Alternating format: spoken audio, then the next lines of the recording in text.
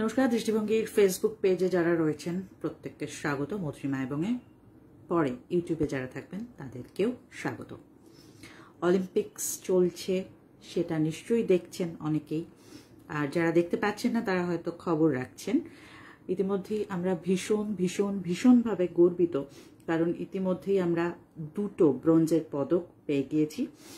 আর মনু ভাকের দুদিনের ব্যবধানে তিনি দুটো ব্রোঞ্জ পদক, একটা সিঙ্গেল আর একটা মিক্সড ক্ষেত্রে 10 মিটার এয়ার পিস্তল ব্যক্তিগত ইভেন্টের পর মিক্সড ইভেন্টেও তিনি অর্জন করেছেন সেই পুরস্কার। কিন্তু আজকে আমি মনু ভাকেরকে নিয়ে কথা বলবো না, যদিও তিনি ইতিহাস সৃষ্টি করেছেন, সেই খবর আমরা পড়েছি, আমরা প্রত্যেকে তার জন্য গর্বিত ভারতীয় হিসেবে। আজকে পদক সংক্রান্ত একটা বিষয় আপনাদের সঙ্গে শেয়ার করব। এই যে পদকগুলো তৈরি হয়, সোনার পদক, রূপোর পদক, ব্রোঞ্জের পদক, এগুলোতে কি পুরোটাই খাঁটি সোনা থাকে? আগে না। অন্তত ইন্টারন্যাশনাল অলিম্পিক্স কমিটি যেরকম নিয়ম বা যে সমস্ত তথ্য দিয়েছে তাতে জানা যাচ্ছে যে সোনার যে পদকগুলো সেগুলো অন্তত 92.5% বিশুদ্ধতার পরিমাণ এইরকম রূপো দিয়ে তৈরি, তার উপরে 6 গ্রাম ওজনের বিশুদ্ধ সোনার পাত দিয়ে মুড়ে দেওয়া হবে বা হচ্ছে। সোনার পদকের ক্ষেত্রে এটা হচ্ছে পরিমাণ। আর রূপোর ক্ষেত্রে খাঁটি রূপো ব্যবহার হয়, ব্রোঞ্জের ক্ষেত্রে তামা থাকে, লোহা থাকে, দস্তা থাকে কিছুটা।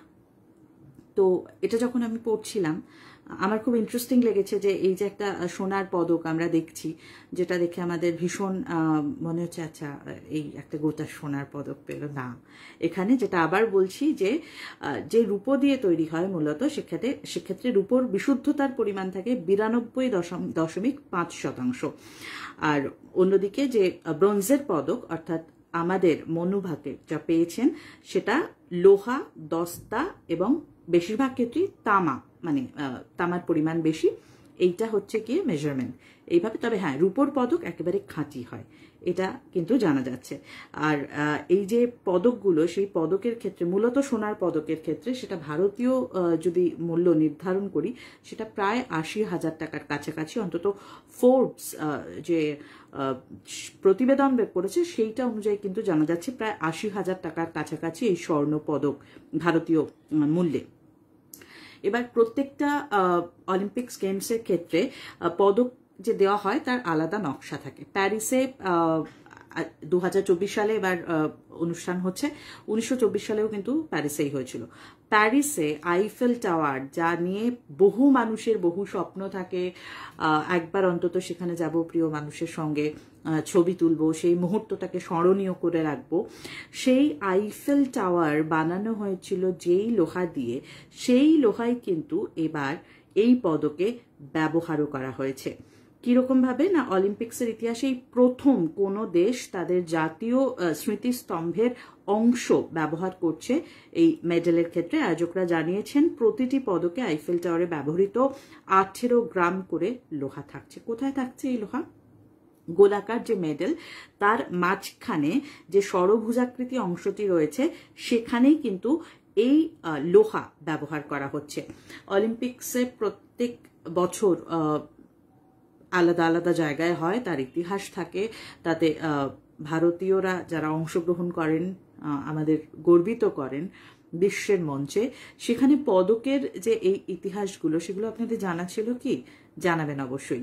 আরো একবার জানাই যে সোনার পদক যেটা দেখে আমরা বেশ চোখ গোল গোল করে দেখি এটা পুরোটা সোনার না, সোনা দিয়ে পুরোটা তৈরি হয় না, রূপো দিয়ে তৈরি হয়। তার ওপরে সোনার পাত বসানো থাকে। যে রূপো ব্যবহার করা হয় সেই রূপোর যে মাত্রা অর্থাৎ বিশুদ্ধতা সেটা হচ্ছে 92.5%। আর তার উপরে সোনার একটা পাত বসানো থাকে, বিশুদ্ধ সোনার পাত দিয়ে মুড়ে দেওয়া হয়, যেটা 6 গ্রাম ওজনের হয়। কেমন লাগলো এই ইনফরমেশন অবশ্যই জানাবেন। অলিম্পিক্স চলছে ইতিমধ্যে, জুলাইয়ের 26 তারিখে শুরু হয়ে গেছে, অলিম্পিক্স চলবে। কাজেই আমরা ভারতীয় হিসাবে আরো আশাবাদী। আমরা আশা করব যে আমরা আরো পদক পাবো, অর্জন করবেন সেখানে যারা অংশ নিয়েছেন ভারতের পক্ষ থেকে। সেই আশা নিয়েই বাকি দিনগুলো হয়তো আমরা নজর রাখবো। তবে পদকের এই বিশেষত্ব আপনারা জানতেন কিনা অবশ্যই জানাবেন, যেখানে সোনার পদকে বেশিরভাগটাই প্রায় পুরোটাই রূপো থাকে, তার ওপরে সোনার পাত দেওয়া থাকে। তবে হ্যাঁ, রূপো কিন্তু অর্থাৎ রূপোর যে পদক থাকে সেটা একেবারে খাঁটি থাকে। ব্রোঞ্জের ক্ষেত্রে তামার পরিমাণ বেশি থাকে, দস্তা থাকে, লোহা থাকে কিছুটা। আর প্রত্যেকটা পদকের ক্ষেত্রে কিন্তু এবার আইফেল টাওয়ারে ব্যবহৃত যে লোহা, সেই লোহা ব্যবহার করা হয়েছে। আজকের মতন মজরিমা এবং এ পর্যন্ত দৃষ্টিভঙ্গির ফেসবুক, টুইটার, ইনস্টাগ্রাম ফলো করে দেবেন আর ইউটিউব চ্যানেলটি সাবস্ক্রাইব করে দেবেন। সঙ্গে থাকার জন্য ধন্যবাদ। শুভরাত্রি।